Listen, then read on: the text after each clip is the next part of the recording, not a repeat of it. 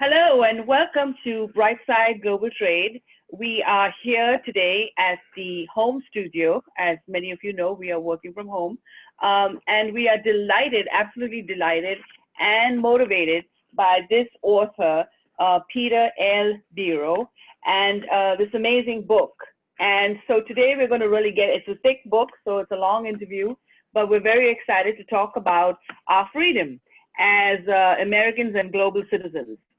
Where is democracy at today?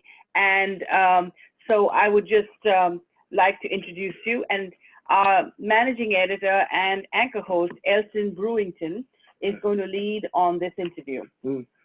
Well, good afternoon. My name is Elton Brewington. I am the founder and coordinator for Brightside Global Trade Journal, and we are, which is the party of various corporations and organizations. But today we are focused, and my background is I'm an academic, I'm a business owner, a global business focus, but also I'm former candidate for political office, U.S. Congress. And so I find myself, in a place to help formidably define, our place in America and what the venues and the purpose for American values are. And so we're privileged today to have a guest author, Peter L.Biro, and he's written an incredible book that relishes the idea of heroic citizenship. The book is a Constitutional Democracy Under Stress, and we're privileged, and I share this opportunity with my co-host, Claire, who is the assistant managing editor, and she'll introduce herself. Okay. Yeah, hi. So I am Elizabeth Claire Brewington, and we have a multi-channel magazine. So we do various things. So we have an online version, we have an email version, and we also go through all our social media channels. This is a broadcast that we will be broadcasting to our VIP groups in our social media channels as well as on YouTube. So we hope you keep watching and subscribe by clicking the button to subscribe. And if you hit the bell, then you can get an alert, or you can go to our website, brightsideglobaltrade.org, and then you can get all the interviews with this author, an outstanding piece of literature that we need today. So welcome, Peter, and please introduce yourself and tell us what motivated you to write this book.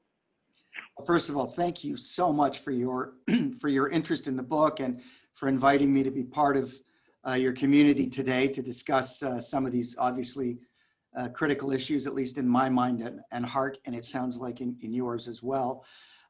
So I'm the founder of a civil society initiative called Section 1, which takes its name and its inspiration from the first article of the Canadian Charter of Rights and Freedoms. And I won't bore you with sort of the textual details of that, but that's a provision in the charter that it's sort of akin to your First Amendment and a couple more amendments rolled all into one, 14th, 7th.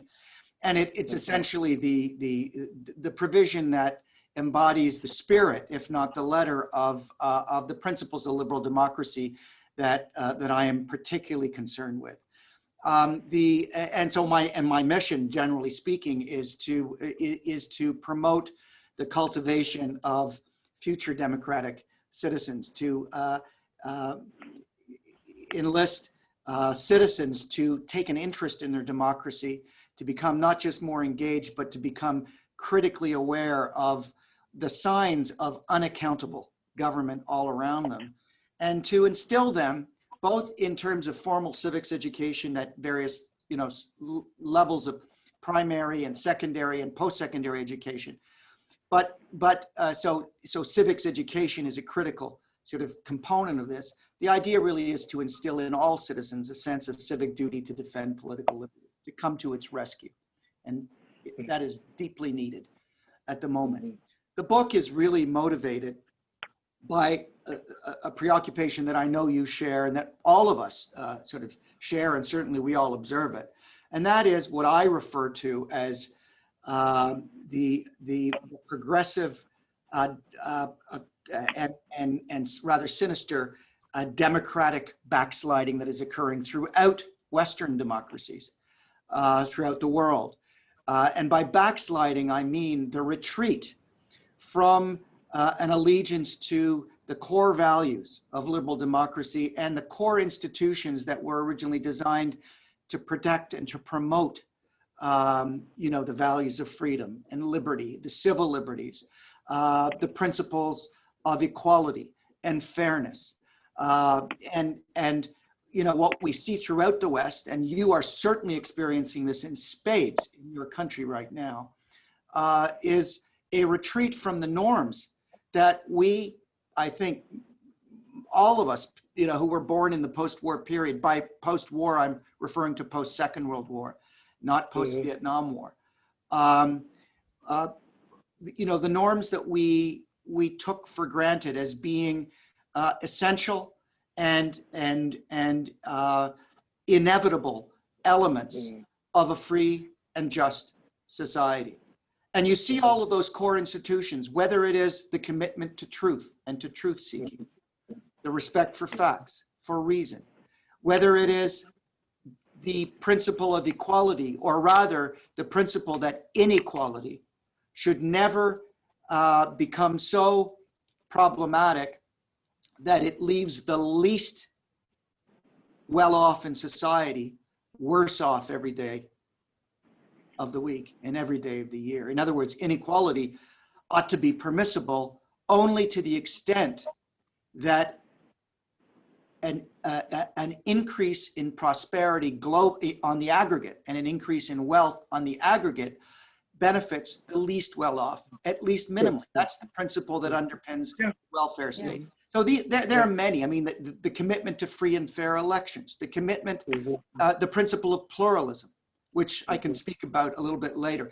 All of these core values, the rule of law, these institutions have been shaken to their core, for the most part in subtle ways, not in direct ways, not in apparently intentional ways. Although we happen to have the benefit, we political scientists, I mean, I'm a lawyer and also a political scientist, as well as the CEO of a company, by the way. So I am, I think I really appreciate the perspective that Elton started with in terms of his own kind of Renaissance background. Yeah. We political students of politics have the benefit of a case study in President Trump and those around him, those enabling him, that sort of puts in evidence each one of these elements of backsliding in such a literal, in such an obvious way, that it's actually an opportunity for us to both learn and to wake up and respond. So the book is, and now, why am I calling the book not just Constitutional Democracy Under Stress, but the subtitle is equally important, A Time for Heroic Citizenship. That part of it is my way of saying that the response to the challenge we're facing, to this phenomenon of democratic backsliding and the erosion of the allegiance to the values we care about and to the consequences for our lives, that all of this has, the response to that should not just be a typical policy response or top-down response or government-led response. The response to it resides and reposes in each and every one of us as citizens. Because to my mind, the question I ask when I look at the democratic backsliding is not, why has this happened? I mean, I spend a fair bit of time in the book talking about the causes of it. But the more interesting question for me is, why do we as free citizens allow it? Or rather, to put it differently, how is it? How is it that all of this has occurred under our noses and we haven't taken notice? We really haven't taken notice to the point where we felt compelled to stand up and object and respond and defend these core values that are so very much under siege at the moment. So I say that the response to this resides in heroic citizens, and that means you and me and each one of us. It doesn't just mean the superheroes like RBG, who's more, who's passing. We all mourn deeply, all lovers of freedom and equality. are mourning her loss, and triply so now because the big question that we are all asking, both inside the United States and abroad, is not just whether, her life was monumental, which we know it was, and her impact monumental, her contribution. We're asking a different question. Will her passing be even more monumental in its impact in a negative way, in a deleterious way, precisely because of what the Republicans in the Senate and the president are planning on doing with that seat? You raise a very profound point and a question as well, and in the fact that how do we get here? How did we get here? I mean, because, and I think it has something to do with our gentlemanly characters. I mean, up until now, typically, and it was been a heaving issue to get here, because so it's consequential that we get here finally, because it's an issue them, us, them, us, them, us. Now we've forgotten about we. We have no course in this matter, and we can't even. We're not even at a place where I can relate to the alternatives, or they can relate to me. In fact, we don't even hear each other. There's so much screaming in the room that I'm not even thinking of your point of view. I'm only thinking of my response, and how I go at you that way. And at the end of the day, America, true America, suffers because we, even if there is a real point to make with, a point, or even, and it's so ironic that we stress the relationship between Ruth Bader Ginsburg and court justice, even all the court justices, but the last one who passed away, and the fact that they shared such a great relationship. Scalia. Even though they agreed with each other, they can listen to each other, can talk to each other, can reason as men and women, and find some resolve to create consequence for decisions. Now, once we have lost that capacity as a culture, we're hanging in the wind. Because at the end of the day, we're not going to agree on everything. We're going to have consequences that we don't agree, and it's kind of like this case of who gets the Supreme Court justice vote. And respectful men and women would say, listen, I know that I've been more than egregious about the last 2 or 3. You can have this one. As gentlemanly men and women, the consequence. So we've thrown those, characteristics to the dogs, damned if you will. So, and that's where our challenge lies. And if we don't, it's just like the right to have a voice. Even if you don't agree with me, I will fight for your right to say so. If you can't be defined but for your own position, then how can you be defined for me? And that's what made the concept and perspective of America so wonderful, is that we can stress and share each other's point of view as men and women of good conscience, as men and women of peace and charity. We could reason together. And that's what this president has destroyed or attempted to destroy, annihilate. And I know he's the big guy on the hill and he can have his way. So, but the point is, how do we get back to where we were, aside and distanced from him? And so your point is true. Heroic citizenship. And that's what made Ruth Bader Ginsburg so effective.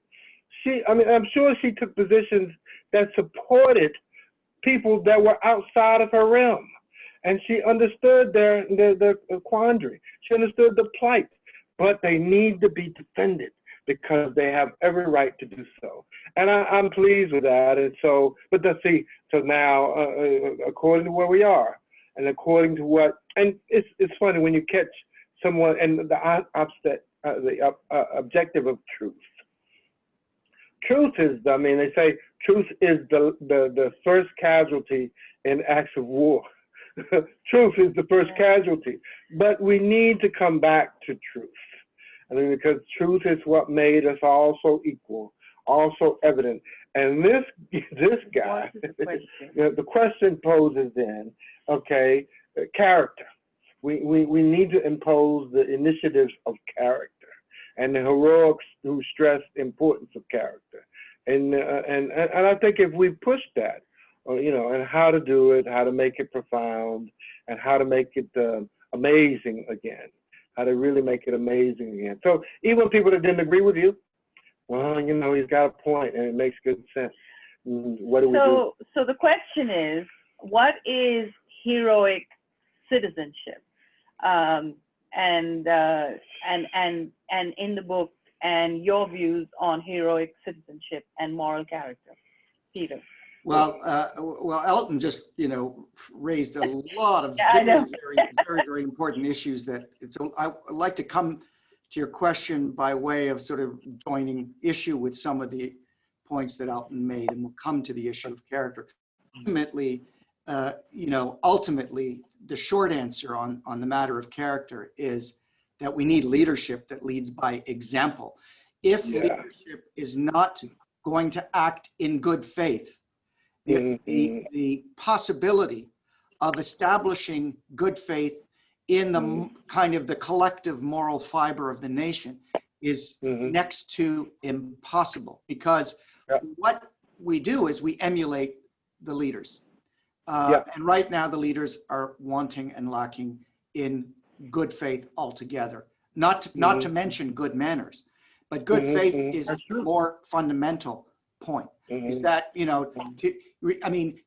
referenced Justice Scalia, who was dear friends with RBG, and he was asked, well, how can you possibly be friends with someone with whom you disagree on just about everything? And his answer is, he said,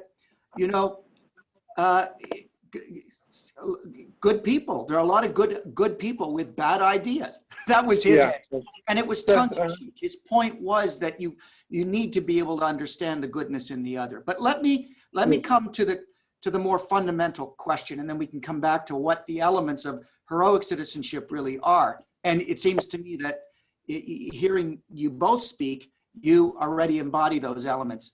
And I think you'll set the example for others.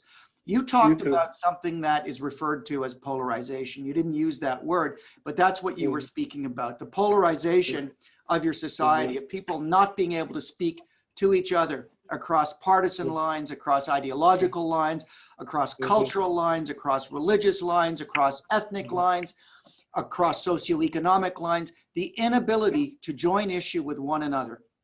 To speak constructively, if not lovingly, certainly at least respectfully, with people with whom we disagree profoundly on issues, and even perhaps on some core values. That's fine too. I and many sort of commentators and scholars identify polarization as one of the core problems. And of course it is in an obvious sense, but I view polarization as being itself a consequence or a symptom of a deeper core problem. You touched upon it again, Alton, and that has to do with the connection between our discourse and our relationship with the truth. We are, one of my sort of premises of sort of my whole argument in the book is that you cannot have a functioning, harmonious civil society where people have differences of opinions, different views, different ideas, different agendas. One of the core issues, one of the core principles is that civil society in a democratic country, in a democratic society, needs to have at its base shared epistemic foundation, a shared epistemic foundation. What does that mean? A common or shared deference amongst all of us to the authority of facts, of knowledge, and of truth, so that we can have differing views on what the agenda should be, on what the principles and the policies should be. But the one thing that we can't have is what Kellyanne Conway referred to as your own alternative facts, right? You can't have alternative facts. That's just too inconvenient and too corrosive of a civil discourse, because if you don't have the common playing field of the recognition of Sure. facts. And I focus on two sort of prime movers of the generation of authoritative facts. One is sort of the world of scholarship and research, whether it's science or the social scientists, but the community of people devoted in their own respective fields and subject matters to understanding the world better and to explaining it. It's never perfect, they never have it 100% right, but that effort to constantly build, you know, that commitment to the growth of knowledge in that context. That's one. The other is the free press, a different kind of search for the truth, not scientific principles or social scientific realities, but the facts on the ground. Whether it's political journalism or journalism of any other kind, the first duty is to figure out what's going on, report it, and then we can debate about it. We can even debate about whether the reports are accurate or not. That's fair game. In fact, that's necessary in order to have a vibrant marketplace of ideas. You need to have critical scrutiny brought to bear both on what journalists are saying and on what scientists are saying. But that critical scrutiny still has to be based on a common allegiance to the idea that we are together going to get to the bottom of whatever the truth is of the matter. Right. You know, what did Trump really say in that phone call? Is it true or is it not true that the COVID virus can be transmitted through air particles, droplets in the air? Those are not matters of opinion, and they shouldn't be matters of political opinion. Those are matters of paper. And we have to defer to our experts to a certain point so that we can then, based on a common view of what the facts are, whether they're inconvenient for us or not, whether we like them or not, a common view of what they are, so that we can then engage in a serious way, in a constructive way, and in good faith in debates about what we should do about it, especially politically. Polarization cannot be overcome if we don't get back to a commitment to truth. Now, let me just keep going on this point for a moment. There are two particular areas I would want to highlight. I'm not going to go deep into this because I know we don't have time. We want to move to other subject matter, but I want to draw attention to a couple of areas. One is the role that social media now plays in as creating a kind of structural culture of structural of echo chambers that operate as a kind of structural barrier to consensus generation of any kind across partisan and ideological lines. If you don't have the ability to generate consensus, a democracy cannot work. It becomes culture war, it becomes civil war. We may be on the brink of that in the United States on some level or other. Right. And so consensus generation is critical, and it's very important to understand building consensus does not mean forcing an entire society to agree with each other on everything, or even on the agenda, the political agenda. Consensus generation begins with agreeing on certain facts. If we're talking about climate change or anthropogenic global warming or whatever, and we want a response to the problem of the fires in California and the hurricanes off the Gulf Coast, and figure out what we can do. Does carbon, energy, carbon extraction from the earth have anything to do with this? If it does, and the scientists should be telling us this, right? Not the politicians. We can then begin to generate consensus around policies. Even though we may disagree on them, we can ultimately, through the process of democratic engagement and the way in which power is attained in democracies, majorities do rule so long as they don't infringe the rights of minorities.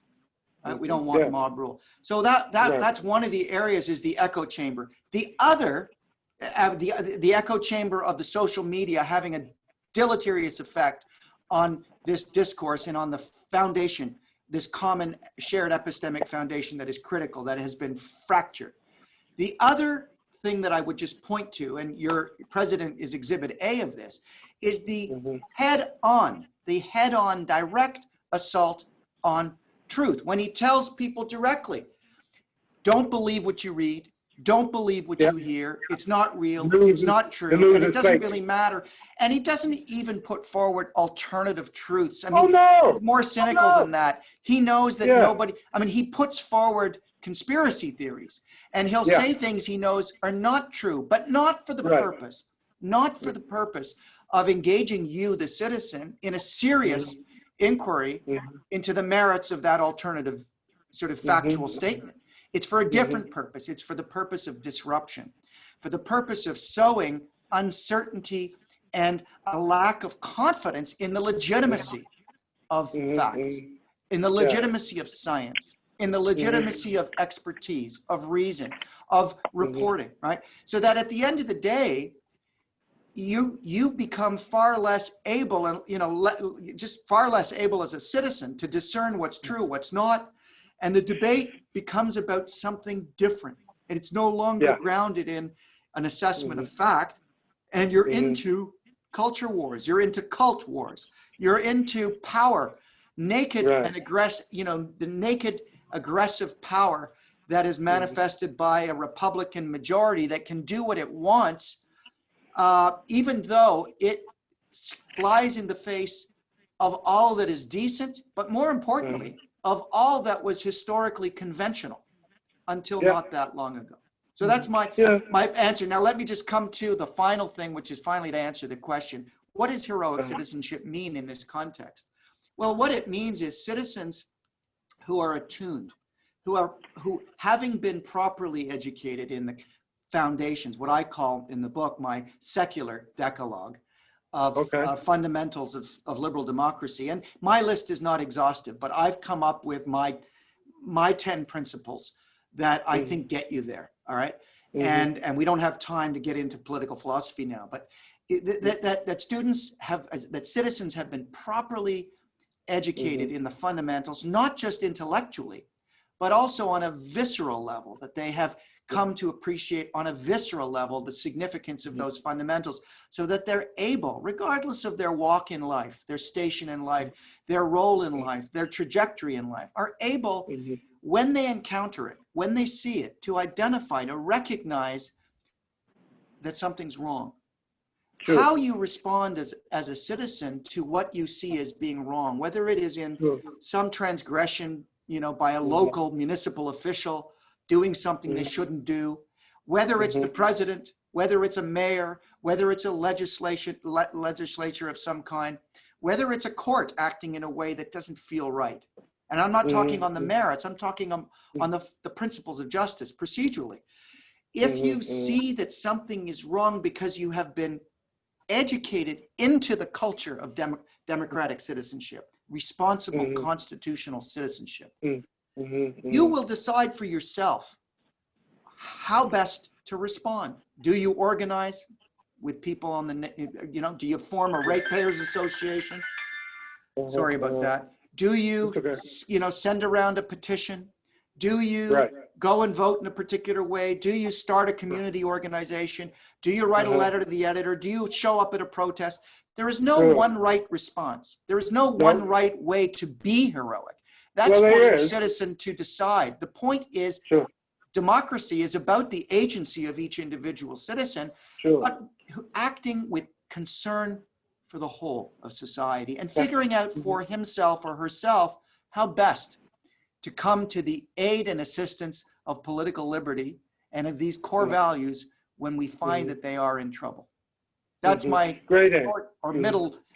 middling No, answer Yeah, to no, your no, it's question. no, it was really great. that was a great And then, question. yeah. So actually, the point with that is that, you asked the question, what should we do? We should do it all. Yeah. We should do it all in the process of this dilemma, because this president has played a parody on us. Yeah. He's played a parody on us. He's lied to us. He's pushed us in different directions.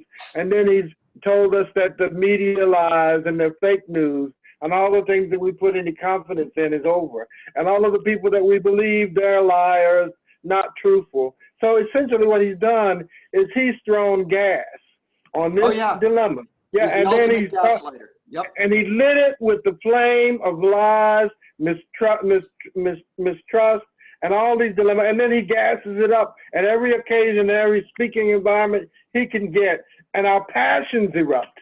Our passions erupt, and the flame is going poof. You know, I mean, and all before his eyes and his plan. And so, and the first casualty is the truth.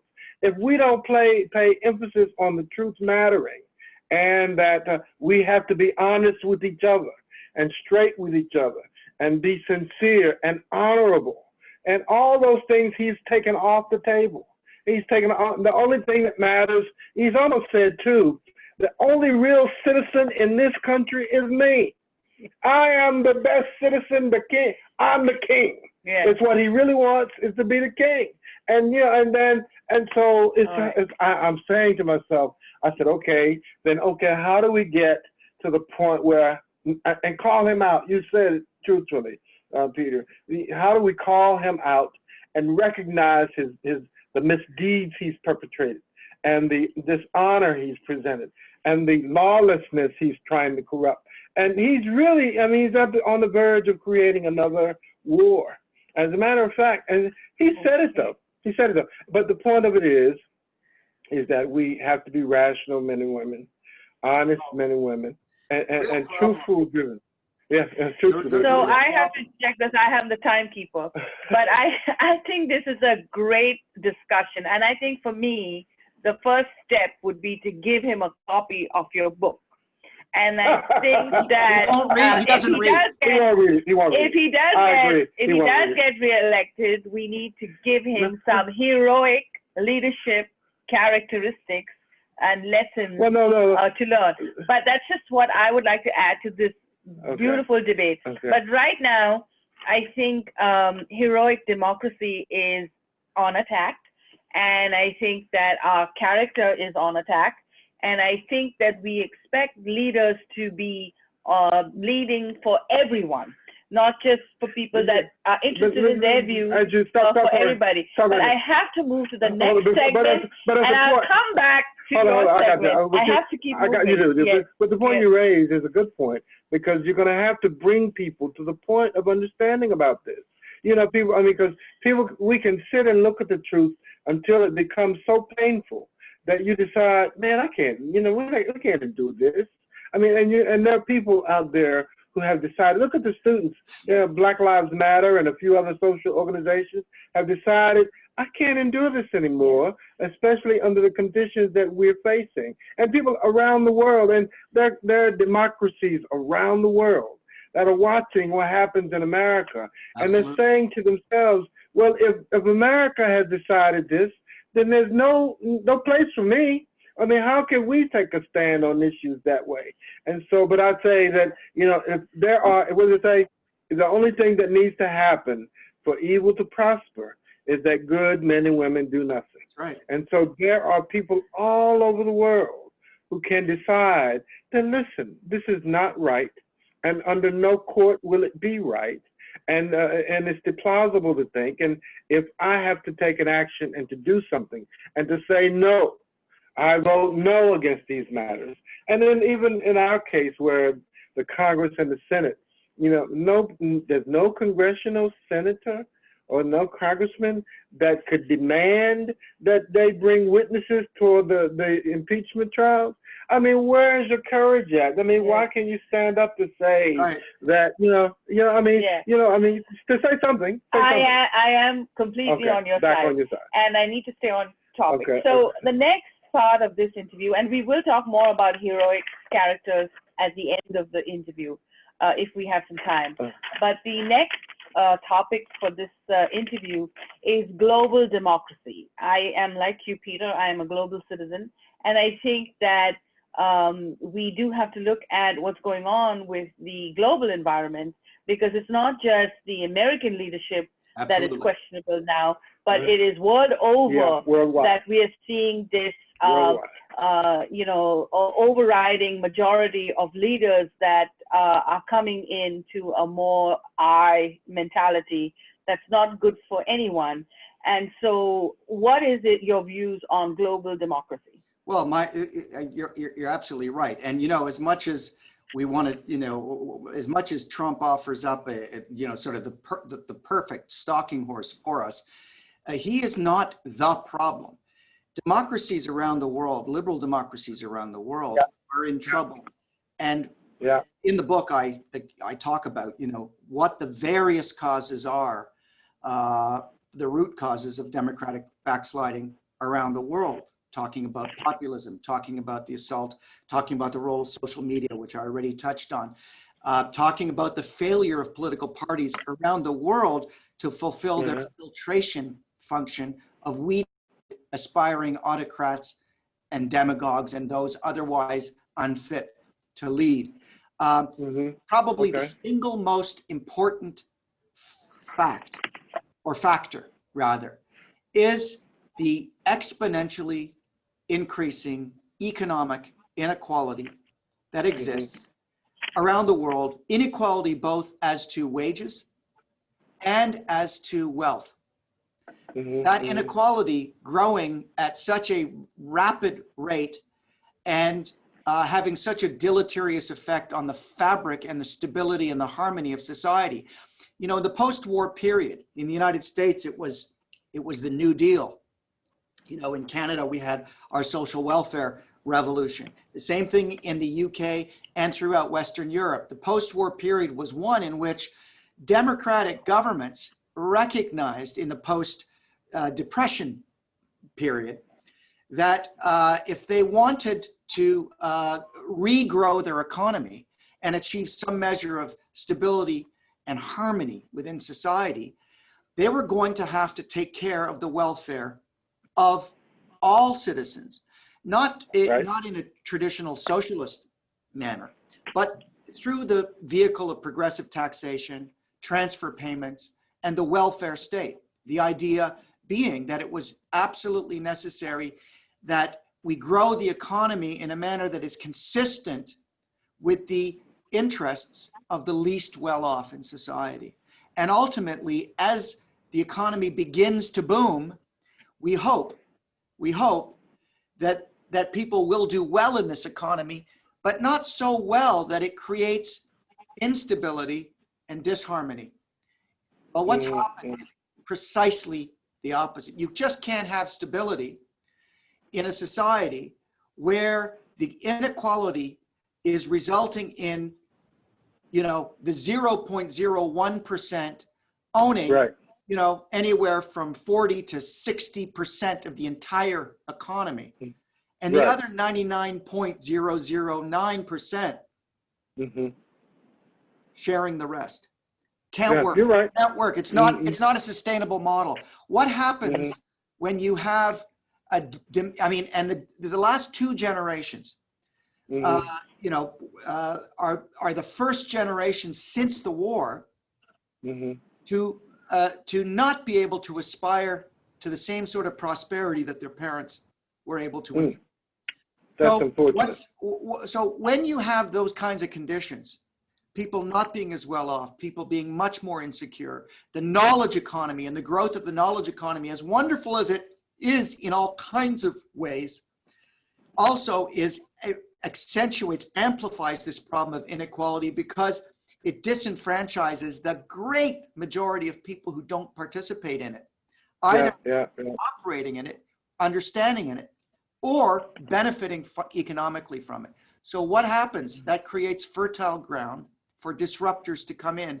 And for which types of disruptors? Well, the populists especially, the illiberals, those who come in and say, look, now you must see that you have gotten a raw deal. Now you must see that those elites, and right now it's very fashionable to talk about those left-wing liberal elites, not just in the United States, but in Hungary, in Poland, in the Czech Republic, in Brazil under Bolsonaro, in Turkey under Erdogan. All of these leaders coming in saying, you got a raw deal, you were hard done by, not to use a more impolite word, by the elites, by the establishment. Leave it to me. I'm going to come in and take care of your interests. Fix it all. I'm going to protect you. You don't have to do anything. Just trust me. And I know you know, and in order to let me do what I need to do, you don't need to worry too much about all of those old liberal rules, those things, No. freedom of the press. You know, it's fashionable to talk about the fake news. It's fashionable to identify the free press as the enemy of the people. It's, you know, and scientists as well. It's fashionable to say, well, you know what? I don't trust them. They have an agenda as well. Right. That is the populist modality. That is the populist approach. That is occurring throughout the world, not just in the United States.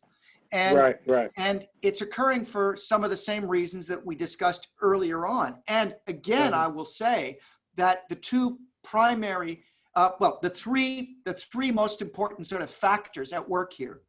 Number one, exponentially increasing economic inequality, because that's what creates conditions of unhappiness, of misery, of resentment and bitterness, right? That's what creates it. And then secondly, the assault on truth, the delegitimization, the invalidation of the institutions that represent the truth, that advance the truth, the undermining of the truth seekers themselves. And then finally, leadership itself comes in, because leadership is a choice.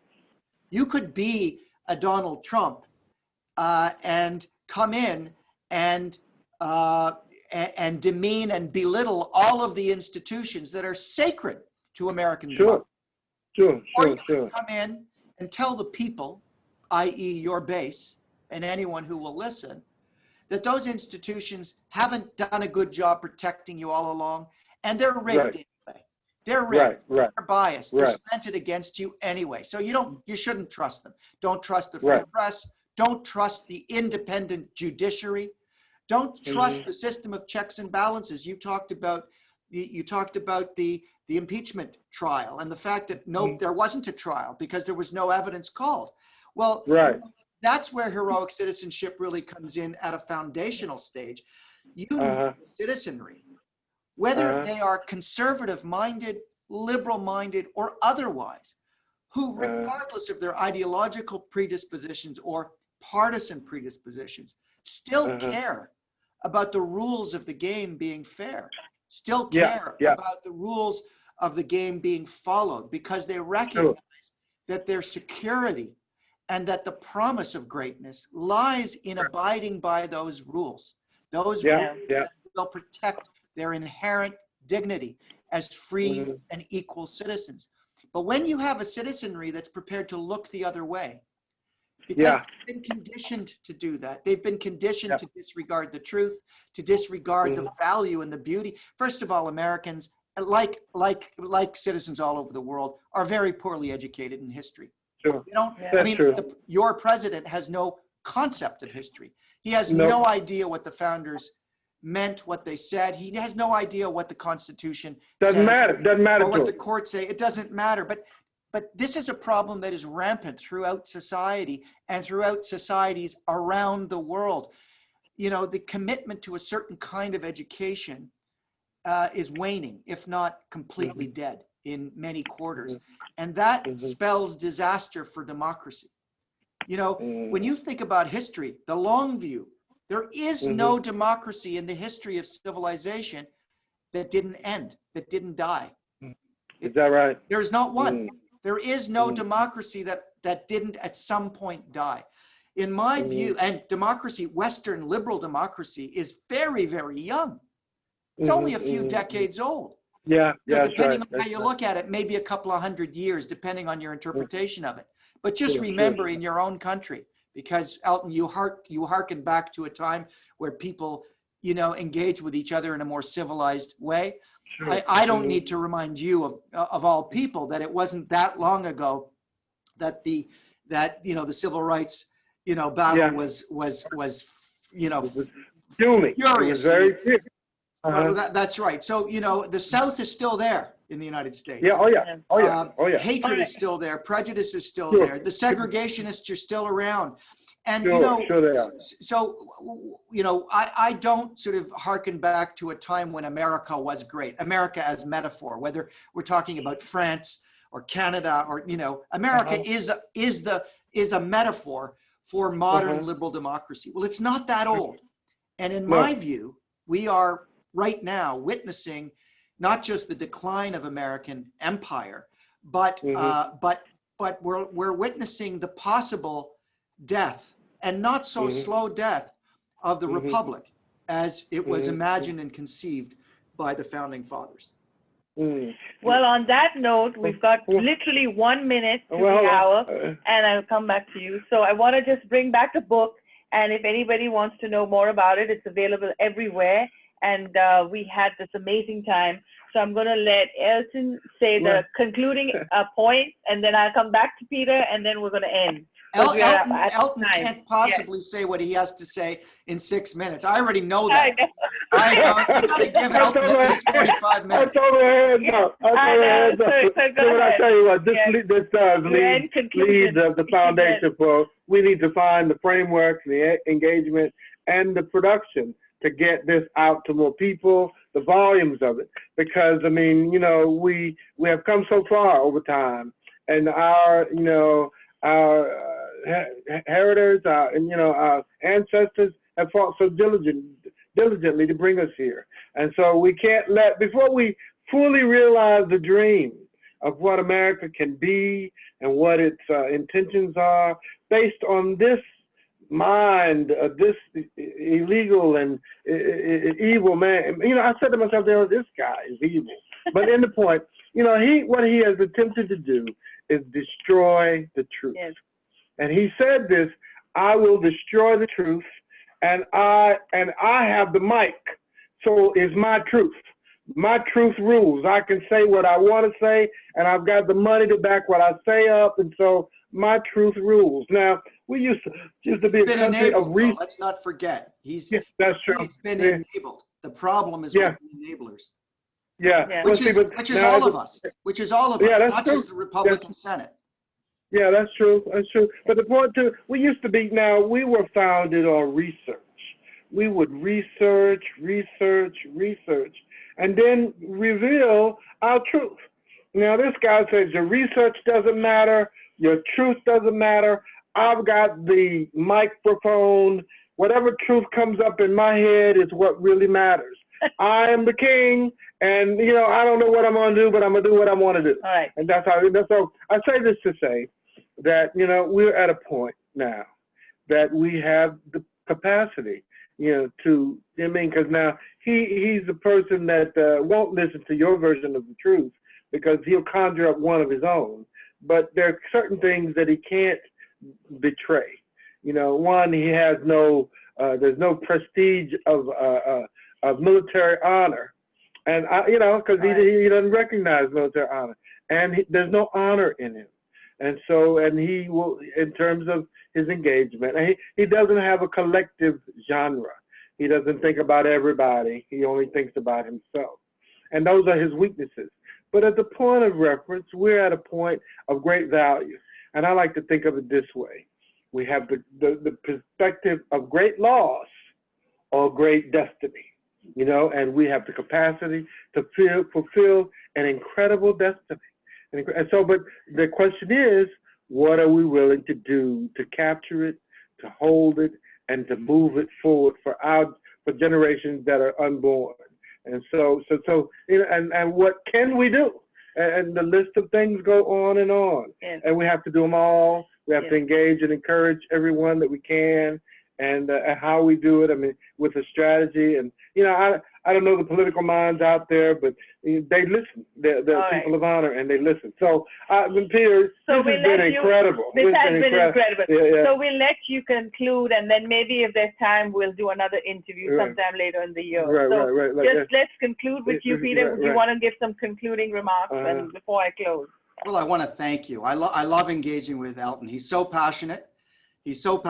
And I share his passion, his hopes, and his pain as well. Let me say that the potential for greatness and to fulfill destiny is there. The potential to completely dissolve the republic is also there. And we need to absolutely understand that. We cannot shy away from that. What I would say to everyone, in the short term, get out and vote. In the medium term, organize and get involved in community. And in the longer term, where the real work has to be done, pledge an allegiance to public civics education. Public civics. That's good. That's good. That's good.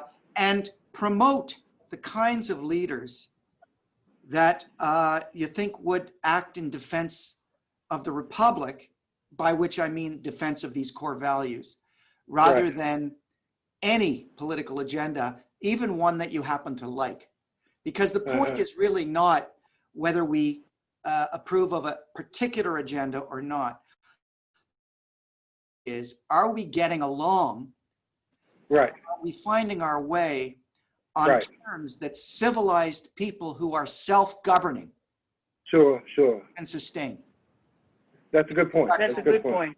That's really the goal. It's not about getting what you want in the programs or the policies. Nope. Of course, you should be fighting for the policies and programs you want. By all, a lot is at stake in each and every one of them, whether it's immigration or whether it's judicial appointments, or whether it's climate change or anything else. But the real point of a democracy is it's going to be messy.